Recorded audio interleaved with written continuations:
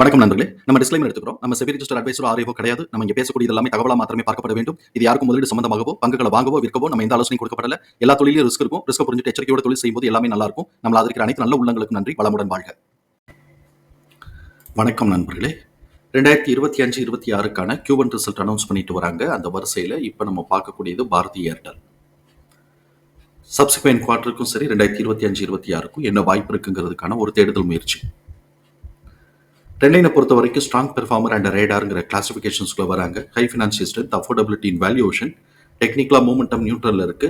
அனாலிசிஸ்ட் price டார்கெட்டா 2071 target upside பண்ணியிருக்கிறாங்க. இவங்களுடைய BE வேல்யூஷனை check பண்ணும்போது கரண்ட் பிஇக்கும் சரி 1 இயர் ஃபார்வர்ட் பிஇக்கும் சரி அண்டர் வேல்யூ அப்படின்னு சொல்லிட்டு இண்டிகேட் பண்ணிக்கிட்டு இருக்கு.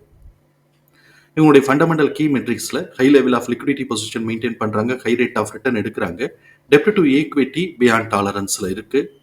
பிஇ அண்ட் பிபிஐ நம்மளை பொறுத்த வரைக்கும் இது எக்ஸ்பென்சிவ் வேல்யூவேஷன். ஸோ எப்போ இபிஎஸ் உடைய டிடிஎம் லெவல் ஸ்டாக்னேட் ஆகுதோ இல்லை டிக்ரீஸ் ஆகுதோ அப்போ கொஞ்சம் பெரிய லெவலில் கரெக்ஷன் வர வாய்ப்பு இருக்குங்கிறத நம்ம மனசுக்குள்ள வச்சுக்கிறோம். பீட்டா ஸ்கோர் 0.96ங்கிறதுனால ஆவரேஜ் வாலட்டாலிட்டி. ட்ரெண்ட்லைன்ல பார்ட்டிசிபேட் பண்ணக்கூடிய அனாலிசிஸ்டோடைய ஃபோர்காஸ்ட் எப்படி இருக்குன்னு பார்க்கலாம். ஆனுவலைஸ்டா பார்க்கும்போது ரெவென்யூ ஃபோர்காஸ்ட் ஆனுவலைஸ்டா கிட்டத்தட்ட ஒரு 18% கிட்டக்க growthக்கான ஆப்பர்ச்சுனிட்டி இருக்கு. அதே சமயத்தில் இபிஎஸ் ஃபோர்காஸ்ட் வந்து பார்த்தோம்னா 13.4% குறையறதுக்கு வாய்ப்பு இருக்குங்கிறத எதிர்பார்க்கிறாங்க. குவார்டர்லின்னு பார்க்கும்போது ரெவென்யூ ஃபோர்காஸ்ட் அப்ராக்சிமேட்டா 1 to 2% growthக்கான ஆப்பர்ச்சுனிட்டி இருக்குன்னு எதிர்பார்க்கிறாங்க.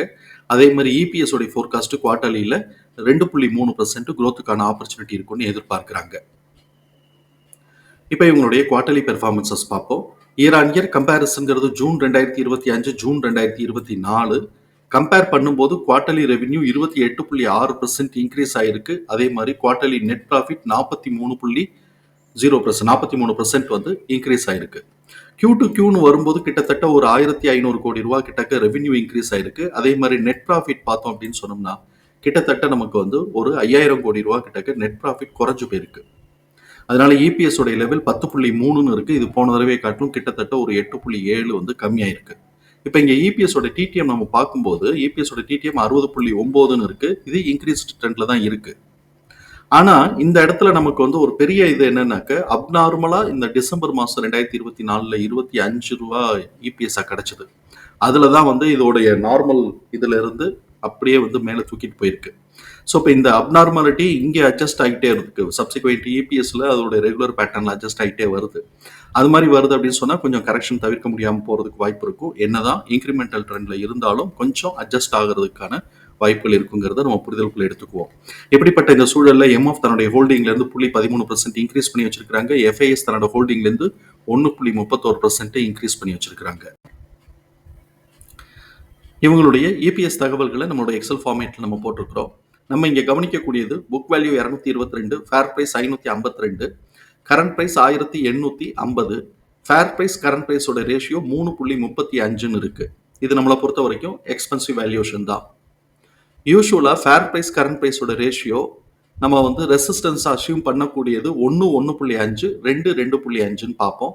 2.5 கிட்டக்க வரும்போது அது எக்ஸ்பென்சிவ் வேல்யூஷனா டர்ன் ஆகும்.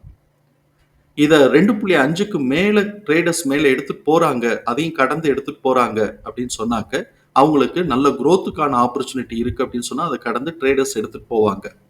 இப்ப இவன் 2.5 கடந்து 3.36ன்னு இருக்கிறான். ஸோ இப்போ ட்ரேடர்ஸ் இது வரைக்கும் growthக்கான ஆப்பர்ச்சுனிட்டி இருக்குன்னு ஃபீல் பண்ணியிருக்கிறாங்க, எடுத்துட்டு போயிருக்கிறாங்க. சப்சிக்வெண்டா இது எக்ஸ்பென்சிவ் வேல்யூஷன் போது growthக்கான ஆப்பர்ச்சுனிட்டி பெர்ஃபார்மன்சஸ் அது கீழே அதுக்கு ஈக்குவலா பெர்ஃபார்மன்சஸ் இல்லை அப்படின்னு சொன்னாக்க கொஞ்சம் இது வந்து ஃபாஸ்டா கரெக்ஷன் வர்றதுக்கும் வாய்ப்பு இருக்குங்கிறத நம்ம புரிதலுக்குள்ளே வச்சுக்குவோம். இப்ப இருக்கக்கூடிய கண்டிஷன்ஸ்ல இவனுடைய பெர்ஃபார்மன்சஸ் எப்படி இருக்குன்னு பார்ப்போம். டிசம்பர் 2024ல வந்து 25.5ன்னு ஒரு இபிஎஸ் வச்சிருந்தான். அதுக்கு முன்னாடி எல்லாம் லெஸ் தென் 10 அப்படின்னு சொல்லிட்டு கிட்டத்தட்ட ஒரு 10 குவார்டர் 11 குவார்டரா லெஸ் தென் 10 அப்படின்னு வச்சிருந்திருக்கிறான்.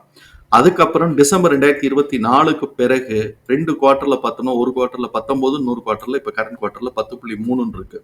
ஸோ இப்போ இந்த ரெண்டுத்தையும் பார்க்கும்போது இது கொஞ்சம் கம்மியாகிட்டே வருது அப்படிங்கிறத பார்க்குறோம். ஸோ இப்போ இந்த மாதிரி பெர்ஃபார்மன்சஸ் கம்மியாகுது அப்படின்னு சொன்னா எப்படி எக்ஸ்பெக்டேஷன்ஸ்ல ஏற்றிட்டு போனாங்களோ அதே மாதிரி எக்ஸ்பெக்டேஷன்ஸ்ல கரெக்ஷன் வர்றதுக்கான வாய்ப்புகள் இருக்கு அப்படிங்கிறதையும் நம்ம மனசுக்குள்ள வச்சுக்கிறோம். இப்போ நம்ம ஏபிஎஸ் உடைய டிடிஎம் அனலைஸ் பண்ணுவோம். கரண்ட் ஏபிஎஸ் உடைய டிடிஎம் 61. அது ஆவரேஜ் பண்ணும்போது 15.25. இதுதான் நெக்ஸ்ட் குவார்டருக்கான ஆவரேஜ் எஸ்டிமேட்டட் ஏபிஎஸ்.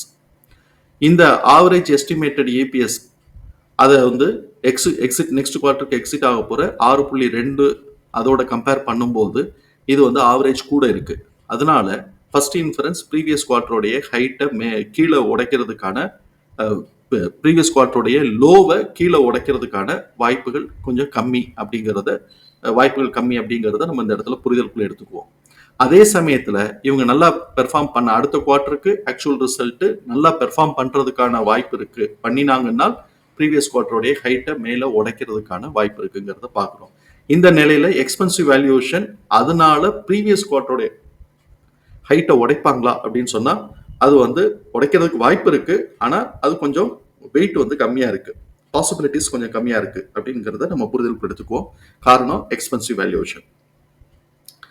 இப்போ இவனுடைய இபிஎஸ் உடைய டிடிஎம் அது ஆவரேஜ் பண்ணும்போது நமக்கு வந்து நார்மல் ட்ரேடிங் பிஹேவியர்ல இவன் புல்லிஷ் ட்ரெண்டா இருந்தான்னா 801 1144 அப்படிங்கிற பிரைஸ் ரேஞ்ச் நமக்கு கிடைக்குது. இப்போ இதை தாண்டி தான் இவன் கிட்டத்தட்ட ஒரு 700 ரூபாய்க்கு மேல இதை தாண்டி தான் போய்கிட்டு இருக்கிறான். 50%க்கு மேல இதை தாண்டி போய்கிட்டு இருக்கிறாங்கிறத நம்ம புரிதலுக்கு எடுத்துக்குவோம். இப்போ நமக்கு எக்ஸ்போனன்ஷியல் ஃபார்முலால கிடைச்சிருக்கக்கூடிய பிரைஸ் ரேஞ்சஸ் நம்ம பார்ப்போம். R1ல இருந்து R3 வரைக்கும் நம்ம மார்க் பண்ணியிருக்கிறோம்.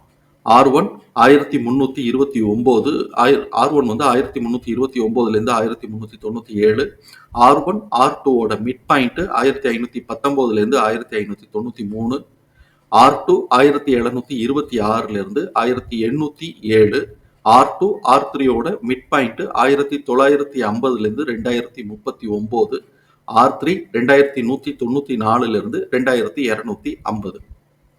இப்ப ப்ரீவியஸ் குவார்டருடைய லோ வந்து 1669.